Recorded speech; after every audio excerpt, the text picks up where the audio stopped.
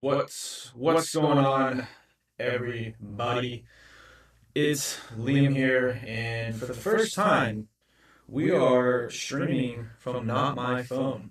So I just want to give a big shout out to Mr. Eric Berry, who gave me the recommendation on how to actually go ahead and do this. And so with that being said, I'm just gonna. It's my first time streaming through the webcam as well as OBS. I just opened up one of the live streams, and it sounds like my mic. I didn't get the right mic, so I'm gonna have to get that fixed. But today, so I had the podcast yesterday. Well, I had a podcast scheduled rather, and turns out I forgot to put this in the like requirements, but they didn't have an actual microphone, like an audio microphone, which I'm a little guilty of myself right now. I think I opened up the YouTube stream. I am also streaming this on YouTube under my name, Liam Chase. But she didn't have a mic, so I just said, "Hey, let's go ahead and get this rescheduled. Go ahead and grab a mic." And then she was a former crypto client of mine, so we ended up spending the time together unwinding the time from when she was working with me as a consultant. She was just going through a lot of changes in her life, and she just wanted somewhere it was quick and easy to access for her because she's not a crypto guru like I was once. Um, So yeah, right now I've got another podcast scheduled in about an hour and 15 minutes. About an hour, yeah, just over an hour. Right now I am actually, I don't know. Today's certainly been an odd day. I'm just, as I've been talking about, I'm certainly just reevaluating, reprogramming, making mindset shifts and everything. So I actually ended up picking back up Crushing It by Gary Vee. I bought this when it came out, but my I was not in the right mindset, the right headspace.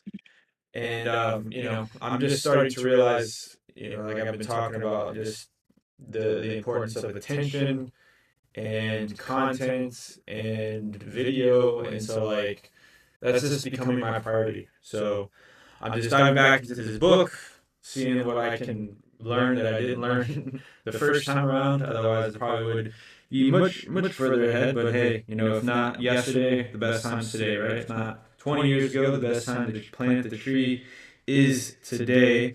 And crazy enough, he is actually talking about doing cold, like not necessarily cold, but well, somewhat cold, somewhat warm outreach, right? Just direct message outreach. So that's pretty cool to see. Obviously, something that I've been doing. I've got this tool for. I have the tool going for Facebook, but I'm looking at getting it going for other platforms like X and potentially Instagram, and really looking to drive people to my podcast, Building Sidra. So looking for Building Sidra podcast guests, and that's ultimately where I want to take these people. And if you're watching this and you're a business owner and you want to get on the Building Sidra podcast, reach out to me, let me know, let's make it happen. But no, I'm gonna get back to reading this, and then also because I'm on OBS, I think I can adjust my screen. I know I learned how to work my magic here as far as adjusting the screen. Let me check how this looks on Facebook. Okay, it works. Nice. Cool. So yeah, now I can share my screen with you guys if I need to.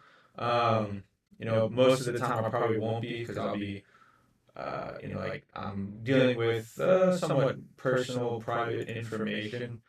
Obviously, my CRM, social media, stuff like that. Just not exposing. Don't want to give away everything that I'm doing. So, but yeah, I'm just gonna get back to reading this for a bit and maybe share some of the insights that I get from it. I don't know. Maybe I should just read it out loud to help you guys, break some of your mental barriers as well. Uh, so I don't know. We'll just try that out. Screw it. So I just went to, I'm not starting it over from the beginning, but let's see. I just went to the part 2, create your pillar, and page 135 first do this. He basically says just set up a Facebook page, and because at the time of the publishing, he was betting that Facebook would move into video content and start attracting a younger demographic. And I believe, when was this published?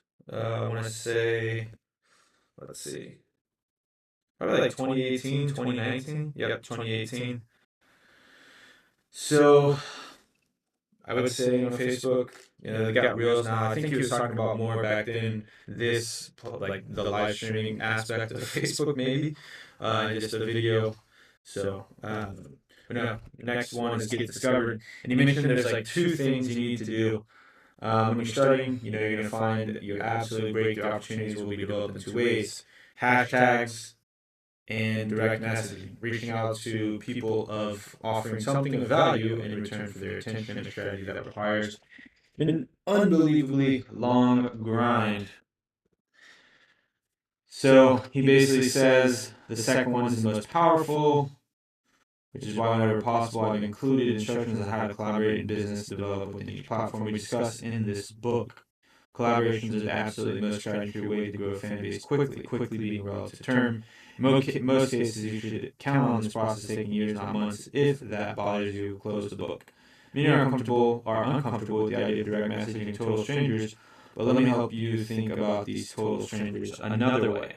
Let's say a friend invites you to join a group for dinner at a restaurant, and she also brings a couple you don't know. You wind up sitting next to each other and have a great time. You're an interior designer, and you find out that this couple is in the beginning stages of deciding to redo their home. Do you hide the fact that you're an interior designer? Of course not. It's natural to tell them what you do for a living, and that's going to become part of your conversation because you just discovered a mutual interest. Now, at the end of the evening, would it be weird to hand them your card and say, check out my website, maybe we can work together, or let me know if you need another recommendation? Of course not. You have a mutual interest. They need a service, you can provide that service. It follows that you should give them the opportunity to decide if you would be a good fit. Online social media platforms are the mutual friends connecting you to millions of people that share your interest in interior design. Your job is to do research and find out which would find your job is to do the research and find out which would find the most value in your offer and then make your case. I'll share with you the specific details on how to do this in upcoming chapters, but the general process is essentially the same on each platform. Reach out, make an offer they can't refuse, and get to work producing something that doesn't make them regret giving you a chance. Now, there's something you should know. Right this minute, I have about 500 DMs from people who want something from me. You know what I have to say to them? Mazel tov, and go away. And that's if I'm in the mood to be nice. Why would I encourage you to try to get other influencers' attention when I ignore or reject the majority of people who try this tactic with me?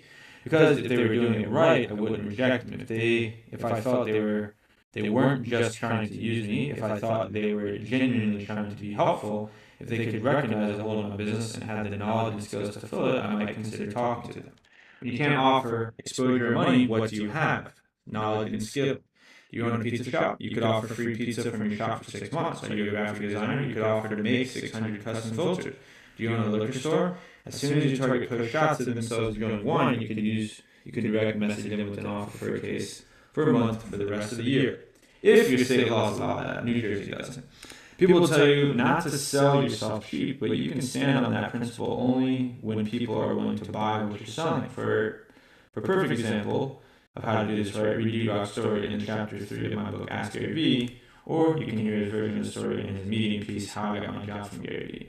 If established influencers see an upside to collaborating with you, allowing you to post content on a page, working together to create content, they'll get back in touch. If not, they'll say no thanks, usually by not answering. But if you reach out for 6 or 7 hours a day, you will eventually find someone willing to try something new with you. Once you do, you'll have raised awareness with thousands of people who previously didn't know you were alive.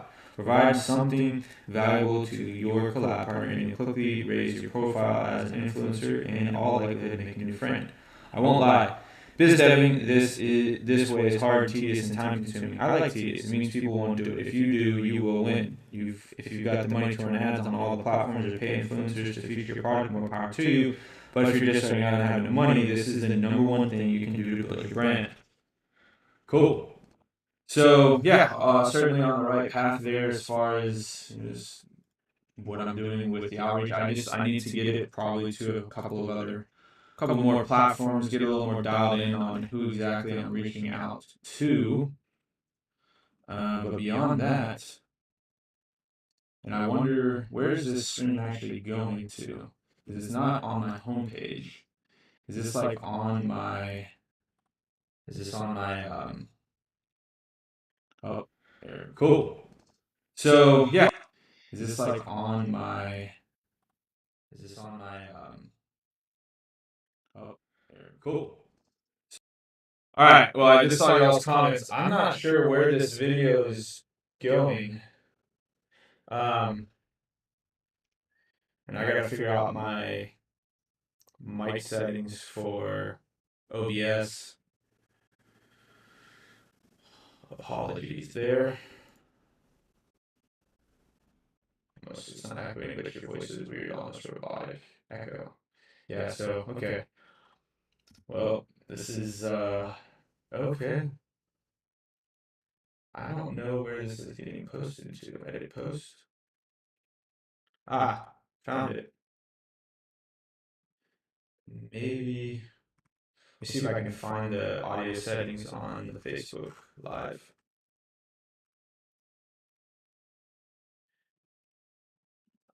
Yeah, potentially.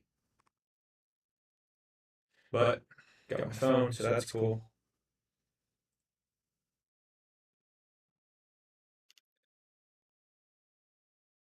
Any way to pause this? Properties.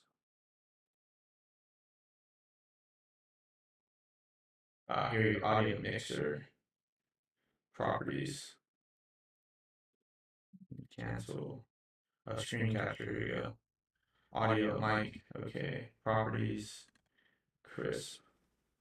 Let's make it the yeah. Crisp.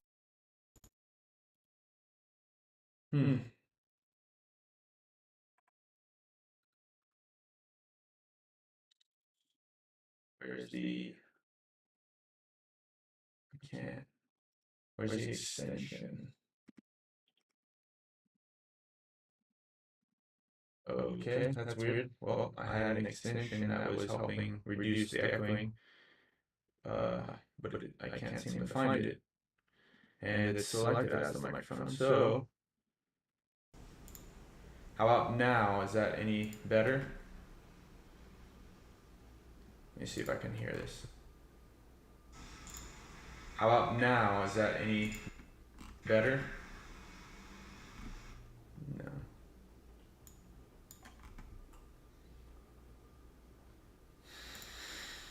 Doesn't seem to be. But it could be because I launched the podcast with... I launched the podcast already on the setting, or I launched the live stream already on the setting.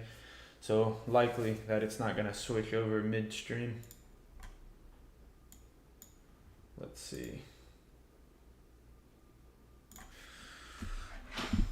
Let me get a little... Yeah, I hear it's picking up the background too. Let me see if I can hear this. How about now? Is that any... I don't want to get it stuck in a loop. In an echo loop. All right, let's see. How's it doing? What's going on YouTube? In an echo loop. All right, let's see. How's it doing? What's going on YouTube? In an echo loop. Now we got an echo loop on YouTube. Cool.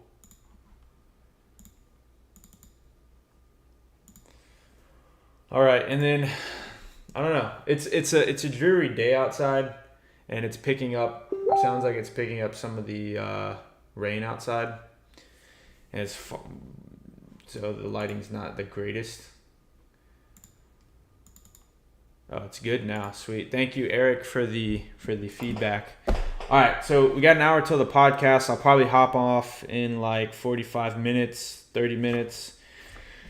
Going back to the book real quick. Funny enough, he published about Musical.ly, which, as you know, is now TikTok. So this is only in 2018. I remember when I actually had downloaded Musical.ly because of this book. And yeah, it's been crazy to see. And I remember being on TikTok and my buddy making some TikToks back in 2019, 2020. I was just, like I said, I was so money was just my only priority. So I just didn't care. I was like, okay, I'm going to work. I'm closing deals. I'm making money. Like, whatever. Doesn't matter to me. I don't care. I don't need to participate. And I always thought of like the content. It really is. Like, I didn't want to be a slave to the algorithm. I didn't want to be on the content hamster wheel. But it's just becoming more and more evident that like this is certainly, and like it's certainly not the only way, but it's certainly one of the seemingly biggest ways to accomplish your financial goals, if that's what you ultimately have. So I'm just adjusting my mindset, my thought process, my programming, everything. And money follows attention. People told me that. People I followed would say that, but I didn't understand it. So, and how do you get attention? Well, there's many ways, right? If you're watching this, I've got your attention. Sending an outreach DM is attention. Doing something, making a post, a video, whatever. It's all attention gathering. Cool. So I'm going to flip through this a little bit. It talks about Snapchat. It's crazy. I actually have people, like my wife still uses Snapchat, my dad's girlfriend, and they just snap their friends and stuff. I'm like, I haven't used Snapchat for like, I don't even know, since like 2018 probably, if I had to guess. Let's see what he has to say about Twitter.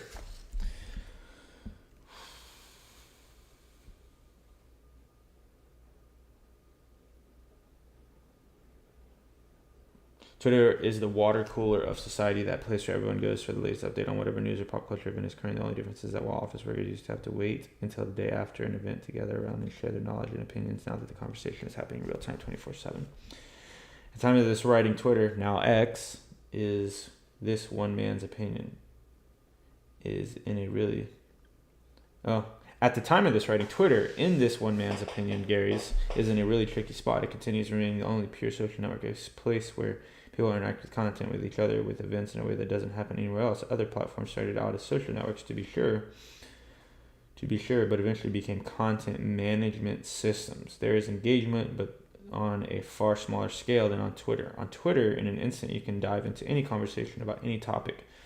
Cooking, outer space, wine, sneakers, politics, skateboards, seltzer. Done wisely, this engagement will compel people to seek your content elsewhere. Unfortunately, with this ease of interaction led Twitter develop more into a conversation platform than a consumption platform. People talk a lot on Twitter, and the sheer volume is problematic. You're going to consume a lot of what I say if you hear me speak at a keynote.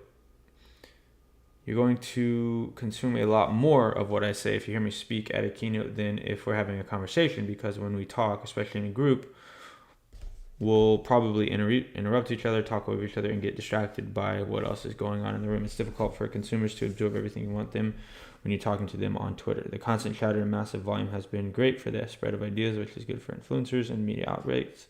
But the chat glut has also made it harder for people to break out as Twitter personalities. I think that got solved. This is Crushing It by GV. I think Twitter, that problem still obviously exists on Twitter, but I think not Threads the platform, but Threads on Twitter, now X, like that's how seemingly people have gotten through that, right? Because I don't think Threads, like, discover how I did X, here's a thread, right? So I think Threads, like people writing threads on Twitter, naturally somewhat solve that issue. Like the root problem that he mentioned hasn't exactly been solved, but I think that the whole threading thing contributed to it.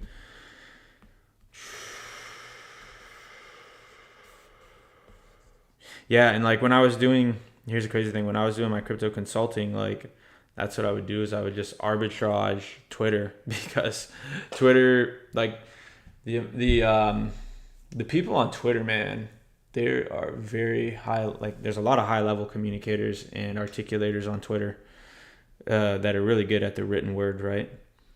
So you can go there for a lot of alpha, as we would call it. You can probably find more like Twitter.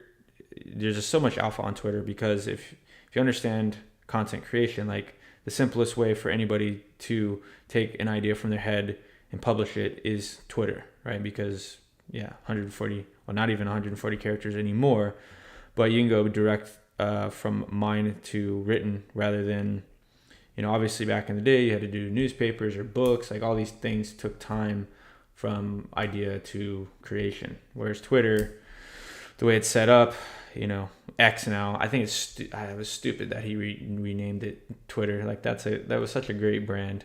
I wonder what's gonna, and it makes sense just because of the way that the whole platform is set up. Like people are tweeting, it's just conversations, everybody going back and forth. Like it's a cool spot.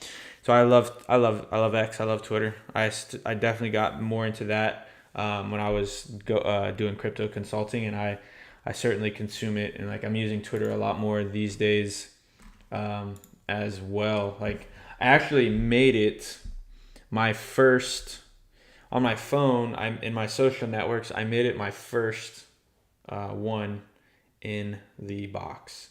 So X. Then I have Threads, LinkedIn, TikTok, Reddit, Facebook, Instagram, Pinterest, and then I have like Snapchat, Clubhouse, and Hi-Ho on the second screen that I never use, and they're undownloaded.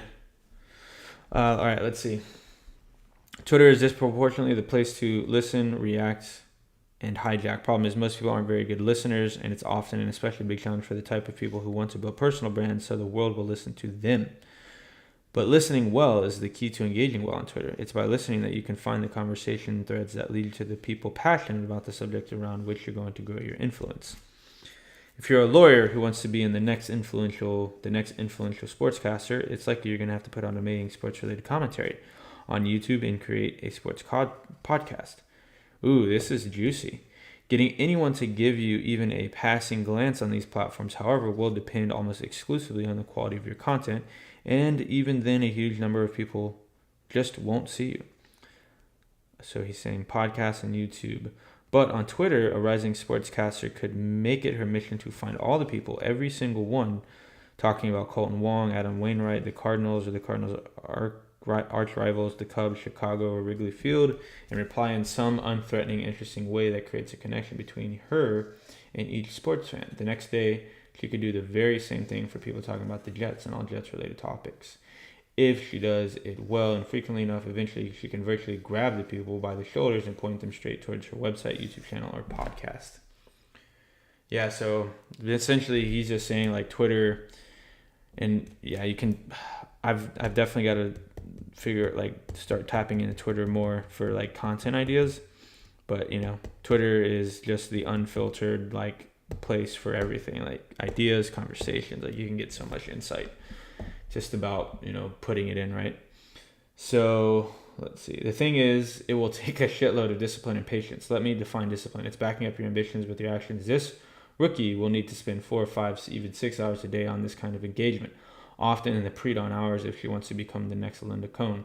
If she wants just a little name recognition from her town's bar regulars when they talk about their local team, then 25 or 45 minutes per day will be perfectly adequate. Maybe. Now, keeping people's attention and nabbing a subscription or a loyal fan will still rely entirely on the quality of what those consumers find on our rookie sports podcaster's website. But the point is that Twitter gives you the chance to both lure and lasso, or jab and right hook, people into your orbit in a way that no other platform does. It's a slow process and an immense amount of work, but if you're willing to do that and your content is special, you should see a payoff. So yeah, that's something that I'm going to be implementing here as well. I'm trying to break out of Facebook, man. Like I've just been so on Facebook for my adult life, and like it's great for existing connections, but I don't think it's the greatest place for getting in front of new people, right? Because it's very friend based. It's a very friend based platform. So it's like if you're not friends with like if you're not friends with me, you're probably not watching this right now. And like sure, my Twitter handle is Letherium. I'll put it in the chat. Letherium Chase. Oh, I think I misspelled it. Letherium. So it's a nod to my crypto days. There we go. Actually, I don't. No, it's not Letherium. I don't even think I know my own damn handle. Let me double check. Yeah, it is. Okay, I was right. Oops. That tells you. Okay. All right. So yeah, and another thing that I'm like, to be completely transparent, like I'm almost thinking about pivoting completely away. Like, how do I say this? Thinking about pivoting completely away from business and money, from almost like a personal brand sense. Not, I don't want to say completely, but what I'm saying is like, okay, I want to, like, I've been so wrapped up with money my adult life. I'm like, okay, what is there to me beyond just the money, right? And business and success. Like obviously I want all that, but I'm like, man, what else is there in me? So I'm married. I've been married. Well, I've been with my wife now we've been married going on 3 years this year.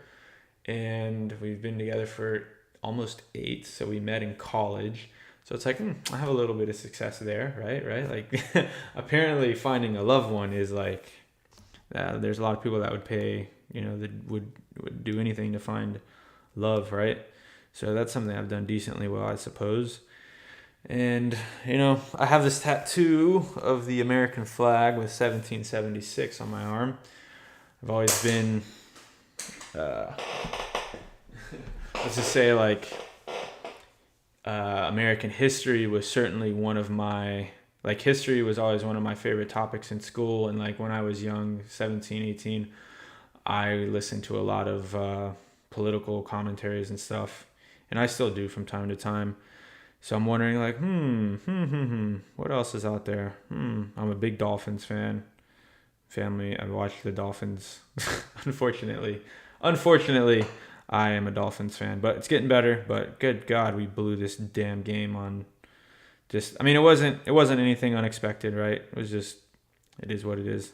Just 25, my entire life of being a Dolphins fan. Nothing new under the sun. So yeah, I just been thinking like, cool. I've got what is there beyond? Who am I beyond just trying to like?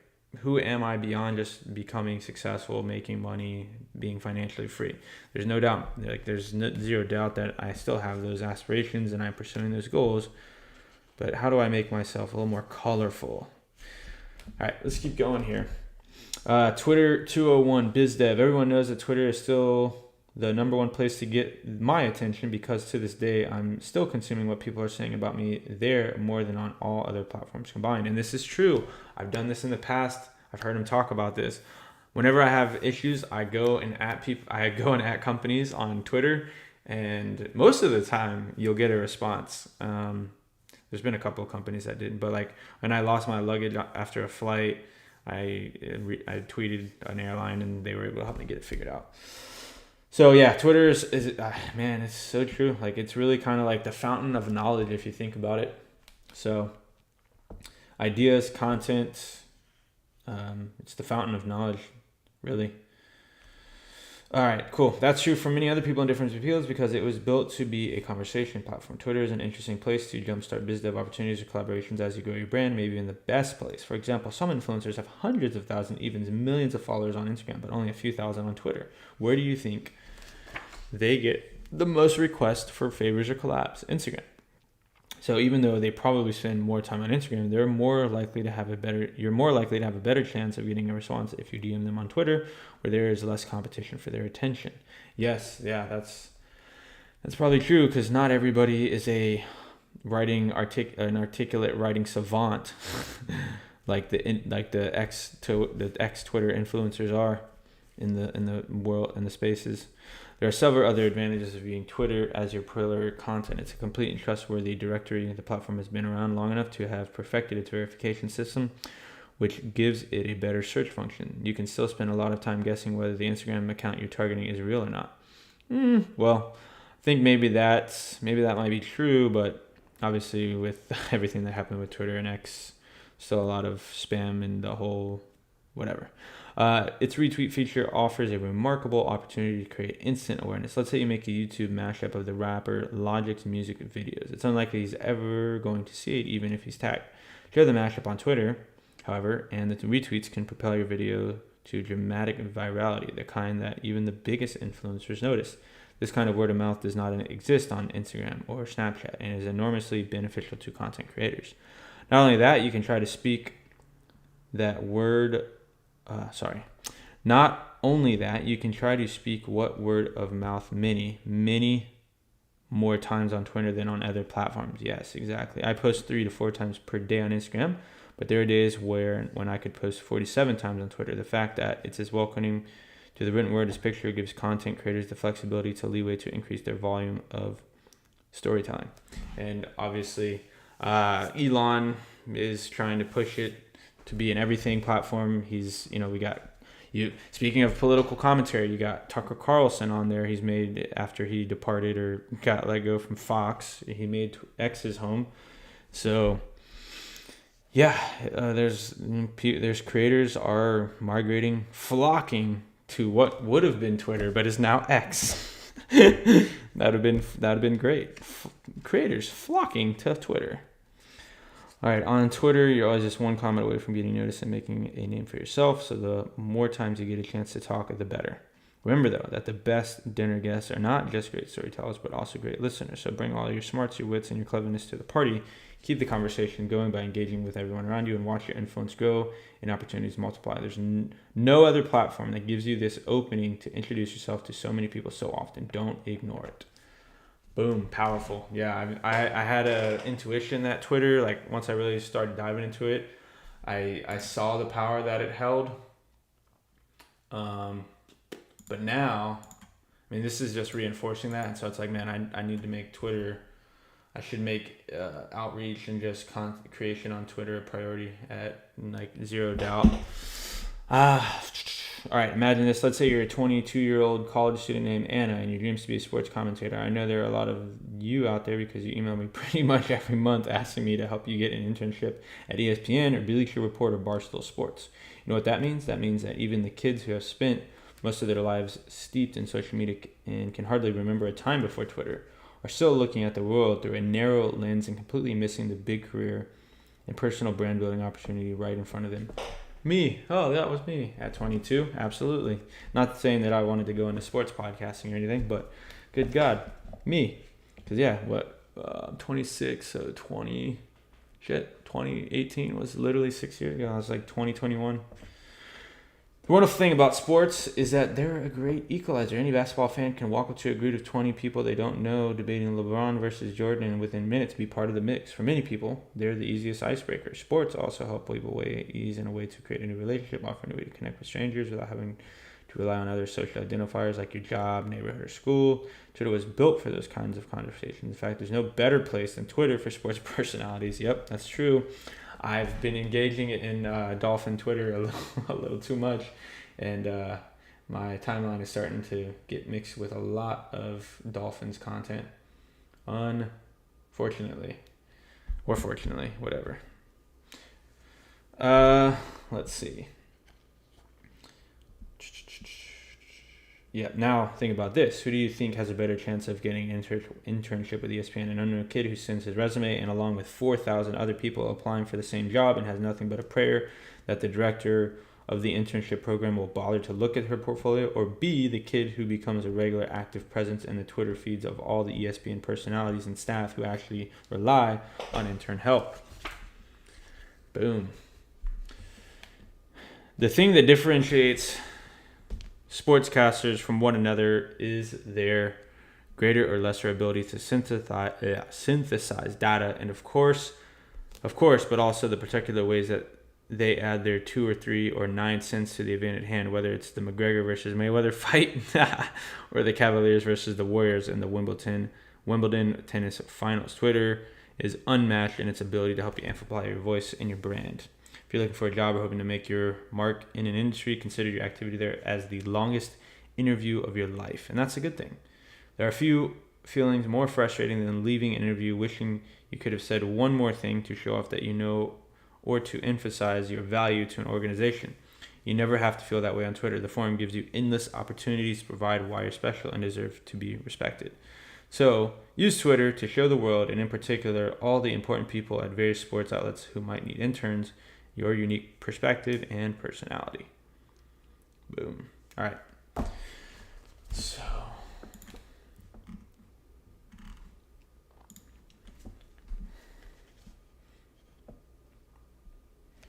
okay, we're at 12:22. Let's see here.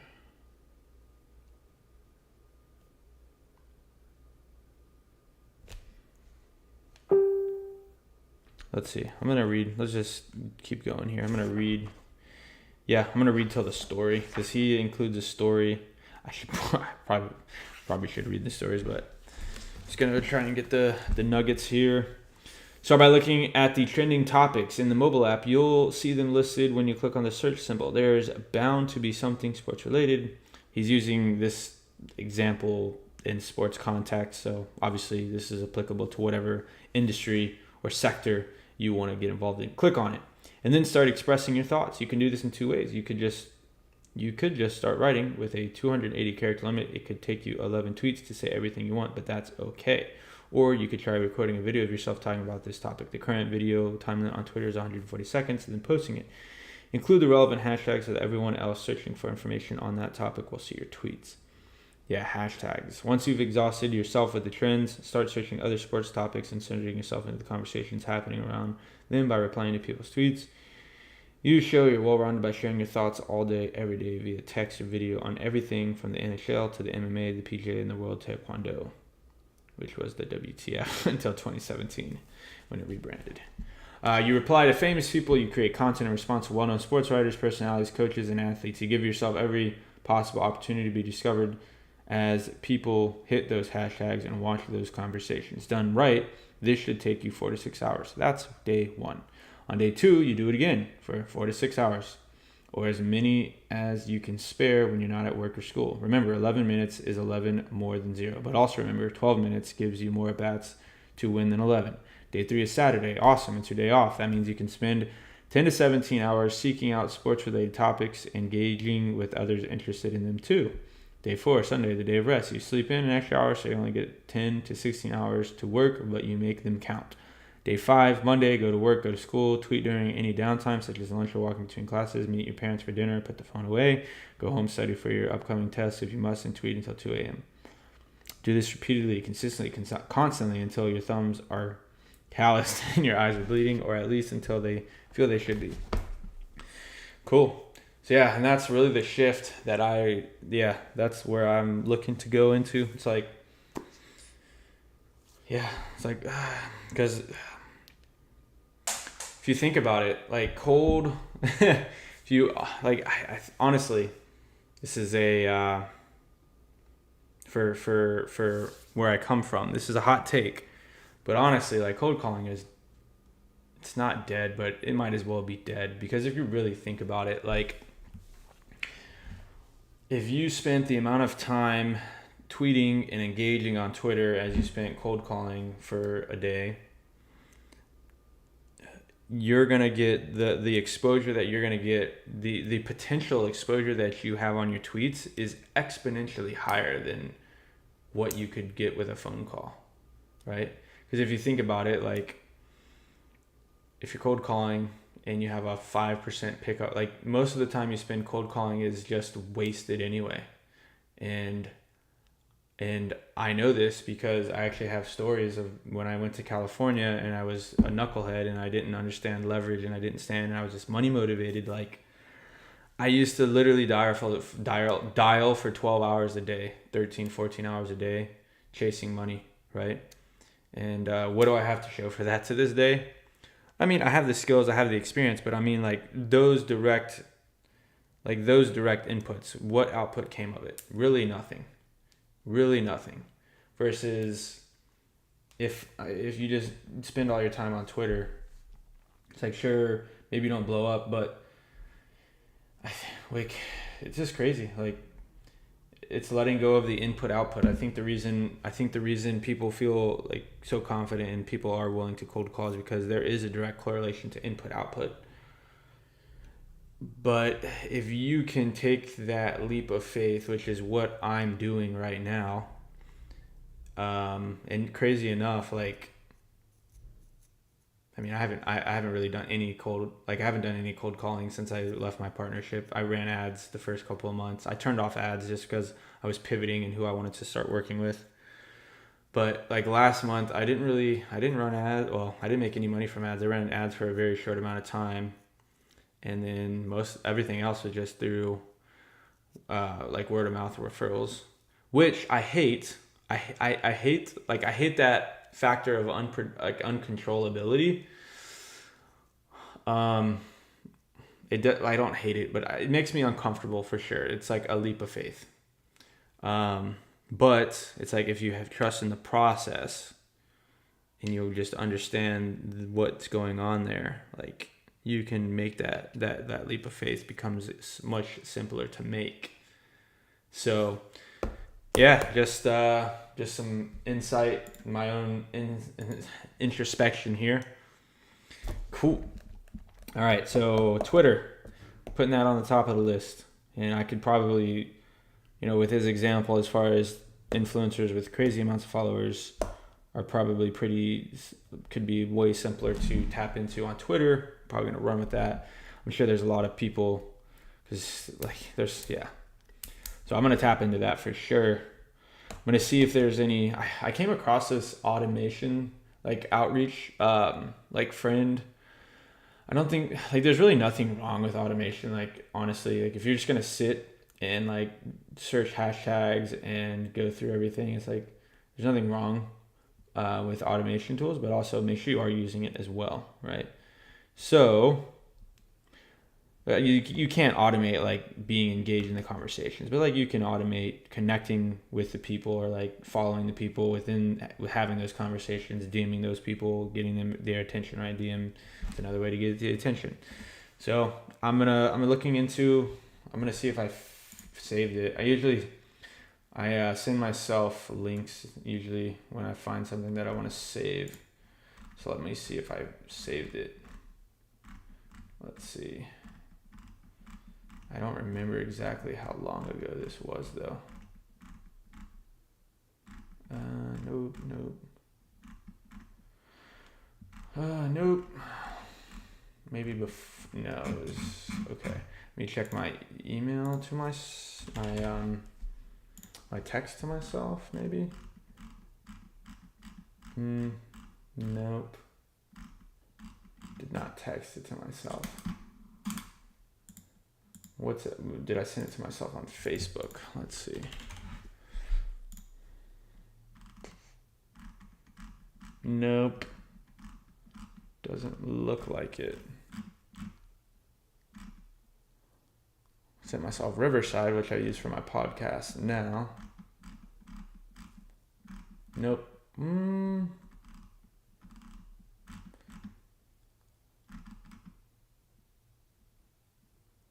Sent myself a Twitter thread that I don't think I ever. Oh no, I think I did post. No, I didn't send it to myself. Okay.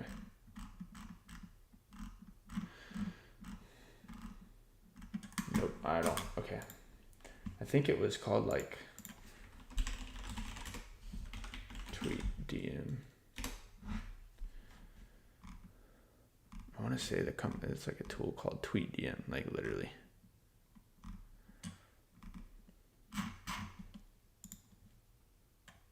Whatever. Okay, well, I've got the podcast in 30. I'll probably keep going for 15 more minutes. All right, but yeah, basically. So, yep, it says, do this repeatedly, consistently, constantly until your thumbs are calloused and your eyes are bleeding, or at least until they feel they should be. One of those tweets, maybe within those 5 days, but probably more like a year down the line, will be the piece of content that catches the eye of someone at a sports station in Kansas City or Montreal or Chicago who will reach out to you to find out where you're working and whether you'd be interested in joining their team, or maybe a news station that will contact you and ask you to comment for an article. One piece of content in Twitter environment can be worth 100 on any other platform. It is that disproportionately impactful. I want to make something very clear. This book, like 99% of my content, is for people who aren't 100% happy, for those who complain or wish or hope or wonder what if. I talk about working 12, 14, or 17 hours days because that's what it took. Most of today's success stories and entrepreneurial role models to get to where they are. I don't actually recommend unhealthy lifestyles like getting too little sleep or isolating yourself from family, but to all those critics who say entrepreneurs like you and me don't have work-life balance or are shortchanging our health, I ask you this: has it ever occurred to you that the people you're insisting should get 8 hours of sleep are so unhappy with the 16 hours that are awake that they're willing to invest this many hours to change their lives for the better? Which would you rather have, a long night's sleep and 16 hours of misery every day, or a little less sleep but 20 hours of wide awake joy? I'll pick joy every time, and so will most people who are crushing it. Damn, that was deep. That was pretty impactful for me. Whew. Cool. I feel like it's evolved. I mean, there's no doubt that everything that he's saying that he wrote about during this time is still applicable. But with the rise of TikTok, I feel like just there's such a demand, there's such a demand on becoming a creative outlet to some varying degree, right? And you see it everywhere. Like you see TikTok, I started live streaming because there's live streamers that make ridiculous monies and they don't provide much value. I mean, they provide entertainment, and they provide entertainment, which is valuable for sure. So, yeah, I'm just breaking all my barriers as far as, not wanting to be a slave to the algorithm, not wanting to build an income stream, relying on myself. That's the one thing that I critique about the live streamers. Most of them, if they stop streaming, they're not going to make money, right? I want to use my streaming just to express my thoughts, record it, document it in real life time. And then I'm sure as it grows, I'll be able to do what I did with YouTube, which is where I sent people to affiliate links, and I am still getting affiliate payouts to this day, despite the fact that I haven't posted a YouTube video, which is something I'm going to be changing here for quite a few months. So yeah, it's because money follows attention. And so now that I'm just focused on the attention, there's no reason for the money not to follow. And trust me, I'm not going to go pulling a 6ix9ine on you. I'm not going to go be doing dumb stuff to get your attention, but just attracting the people that align with myself. But yeah, no, for anybody that thinks YouTube is untapped or impossible to grow on, I actually think YouTube is probably one of the best. It really is. And Gary these days talks about the interest graph that Twitter has, but YouTube has become an interest graph based algorithm so much. That's how there's a case study of this. Thomas Garnett, if you're in the agency world or the SMMA world, this kid, he's a man. He's 21, 22 probably now. But within probably 12 videos, he blew up. I mean, and he's probably, and I've seen it happen to a couple of people that I've seen it happen to a couple of people that I know either personally or semi-personally. Thomas Garnett, I've spoke to him before. But no, he just like blew up with like his top video has like 500,000 views, and it was like his second or third video he ever posted on YouTube. And that's way more powerful than TikTok. Like, you know, I just saw somebody said like they got 2 million views on their first TikTok, which is like cool and all, but if you get like if you get a YouTube video to hit in the algorithm, there's nothing like, it's just amazing. So yeah, that's how I was able to get on 6 videos. I built like a 4-figure reoccurring passive affiliate income stream. So it's not there anymore just because, you know, people fall off, etc. I haven't been consistent with it, but no, YouTube is really a interest-based algorithm now as well, more than ever. Not really even search-based, because if you notice, like Mr. Beast, people like Mr. Beast, like Mr. Beast is purely interest-based algorithm. Like he's not searchable at all. So the algorithm has certainly changed, especially with him coming around, and that's good. That's good for small creators as well, because you just come up with good packaging, you come up with a good title, a good thumbnail, you make a solid video. You first one, you could, you know, hit a couple thousand, couple hundred, couple 10, whatever. Like my most viewed video has a couple, like 3,000, I want to say, almost maybe 4,000 views.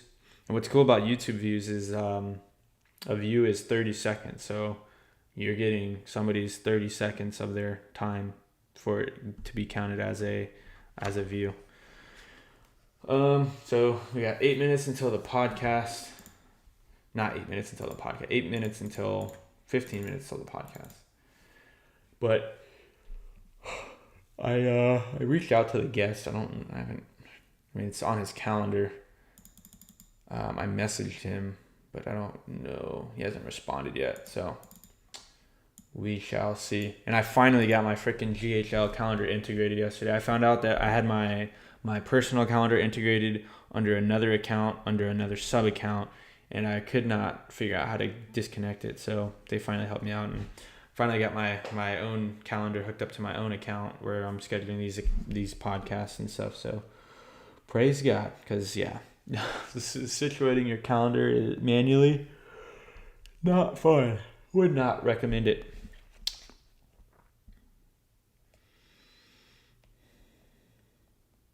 And so, like, I'm sure if I had more creativity, which I'm working on, I don't know if you saw, but another book that I'm reading is, if you're not, I posted it on my story. What is it? The Creative Act, A Way of Being by Rick Rubin. So that's certainly been of one of my priorities and intentions of the year, right? Creativity, attention, video. Like, these are all the things that I'm prioritizing and intentionally pursuing. Last year, me and my wife, we got the gym regimen down. And I don't want to say last year, like we started working out, and we just started working out cold turkey, like literally like 5 a.m. on a Tuesday. We're just like, I remember, I don't know what happened, but we didn't work out on the Monday. And then we were just like, you know what? We're going to set the alarm for 5 and we're going to go to the gym tomorrow at 6. Get there by 6. And we did. And we did it cold turkey. And we've been pretty consistent with it. I'll say this week, though, we went to the gym last week while we were on the cruise. Pretty, like, for 3 to 4 days out of the 6, like for being on a cruise, we went to the gym, like, consistently. But this week back, we've only went one day, which is okay. Not ideal. Like, we probably should have went today, but we pretty much always work out on the weekends. So we'll hit at least three days of the gym this week, because we worked out yesterday and then Saturday and Sunday, which is not ideal. We usually hit Tuesdays, Wednesdays, Thursdays, and then the weekends. We usually hit the gym 4 to 5 times a week, but some weeks, and this is like probably once a quarter, we'll hit the gym like 3 times in a week. Very rarely do we drop down to 2 or even 1, because we've always got the weekend as a backup. So it's like we can absolutely,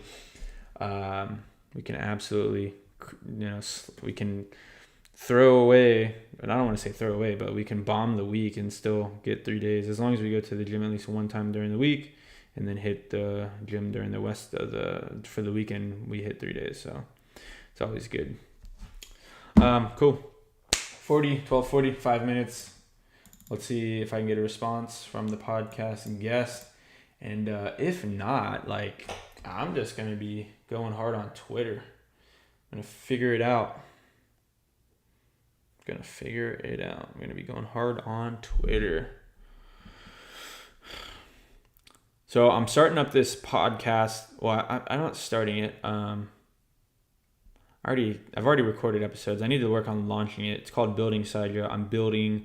I'm interviewing business owners. So that one's for business owners. But me and my wife, I just said, like, we're about to start a podcast cold turkey as well. I just hit her up and like, babe, let's start a podcast this weekend. Like, even if it's just audio, let's just do it. Because we actually did record I think we recorded one video back in LA and like never again. And I don't remember what it was. I don't know where it's at. But we did. So, and she's absolutely getting out of her social media shell a lot. So she's been posting and, yeah, we've been talking about we're probably going to hold off on getting the nice camera now, especially Eric, that you reminded me to tap in how you helped me tap into my existing resources. There's no need to expend additional resources when you have the resources you need. So yeah, Twitter, good one. YouTube makes me so happy. I'm reading. It's here. I believe I can possibly help. It's here that I believe I can possibly help change life faster than anywhere else. Boom. And I'm excited for this because I'm having a mental blockade on YouTube content. And like I said, if I had more creativity, which I'm working on, I'm sure I could have came up with like 10 video ideas just from my live stream right now. I just haven't tapped into that yet. So give me some time. Have patience with me. Since 2009, millions of people have quit their jobs and started making a living on this platform. It's the whole reason Crush It and this book and the books in between everything else in my professional work came to be. Yeah, no, YouTube. YouTube is where I consume most of my content. I watch Netflix sometimes at night. I do watch Netflix at night with my wife, but when I don't ever watch TV other than sports. That's the only time I watch TV is to watch sports, like traditional TV. But I watch YouTube, like me and my wife even watch YouTube on our TV. Not YouTube TV. We watch YouTube videos on TV. But real quick, so funny enough, I guess this rubbed off on my wife. And we're kind of considering going towards a valuetainment style podcast, which, if you don't know Valuetainment, they kind of they're kind of more of a news outlet now than anything. Like, I remember when I first started watching Valuetainment, let's see, my podcast guest. Indeed. All right, cool.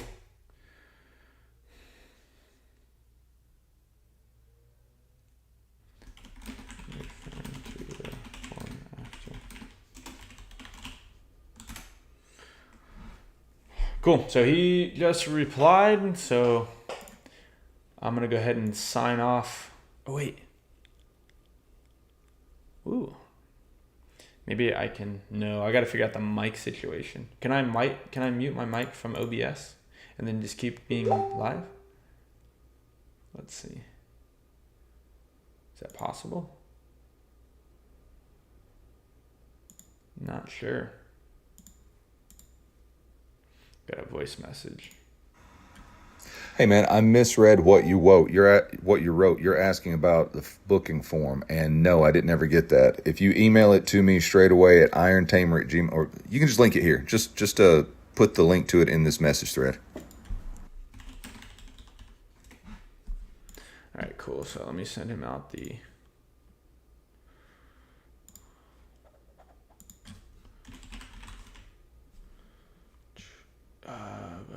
Wrong account.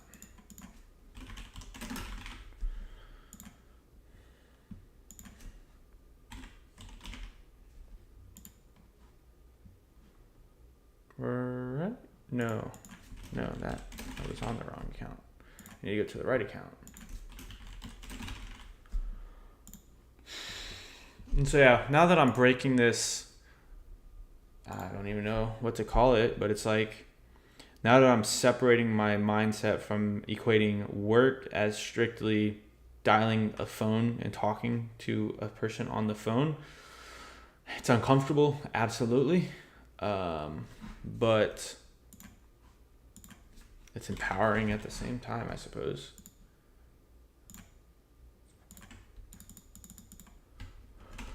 It's new. It's a new experience, no doubt.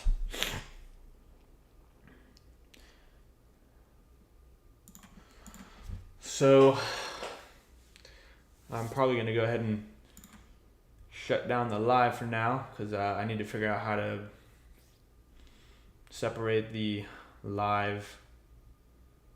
I need to figure out how to turn off the mic for OBS but still use it for the podcast. So, but no, it's like, man, you know, because all these things, like I remember a couple weeks ago, maybe a month ago or so, like I had the choice. I remember I woke up, I was like deep, I was in a dark place. I was having emotions that, definitely it's crazy. But I was in a dark place and I'm like, man, I have two choices today. I can either go and pound the phone and freaking see if I can find a deal to close, or I can go meet up with a local friend of mine, local business buddy of mine, and see what comes of it. And I took the leap of faith and I went ahead and hung out with him. And here's what happened. He's now referred me. He actually literally sent me like over almost $5,000 of business last month. And he like put me on a freaking, he sent me like 4 figures in reoccurring revenue. So it's like, man, it just shows you. And then funny enough, he got me hooked up with a podcast studio to do my first podcast, because my first guest I ever recorded for actually was in town, and I want to eventually get to the point where all my podcast guests are in person. But the first one was so last minute. I made a post in a Facebook group, and then he was like, hey, I'm going to be in your town come the next week, let's do it. And I was like, I was so unsure. Like I was like, oh my gosh, like I don't even know like how, I don't have a podcast studio, I don't know if I can even afford to do it. Like I need to like just make money, right? So I was just so focused on the money. And then that Friday, when I just made the choice to, you know, go connect with my local friend and develop that relationship, he ended up setting with a podcast studio, which allowed me to take him in, build the relationship with him through that podcast, and we got to talk afterwards and everything like that. And then it ultimately resulted in us doing business now here 2 months later, because that was October. Yeah, 2-3 months later.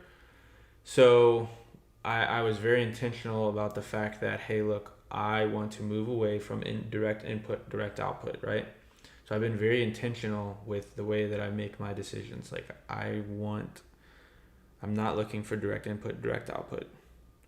I want to cultivate, yield. I want to nurture those relationships. Now, there's certainly a balance of, you know, I've got to make money to provide for myself financially. So I'm like using that balance being like, okay, what's the point of delaying the gratification as long as possible, but also still being able to support myself financially. So I'm consistently teetering and tottering that seesaw. And honestly, the financial situation, if I had made better decisions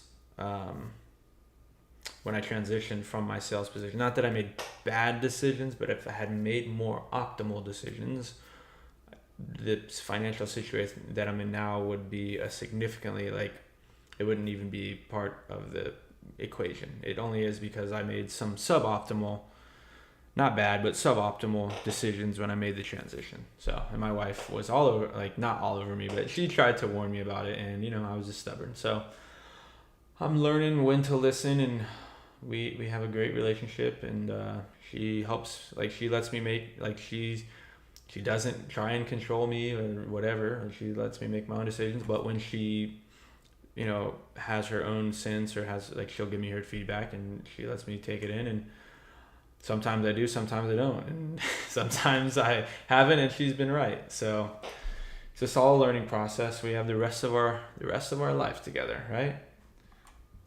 So that's the goal. But all right, well, there you go. That was a fun little story to share towards the end here. I will be back because this is what we gonna be doing. But all right, y'all, I will catch you later.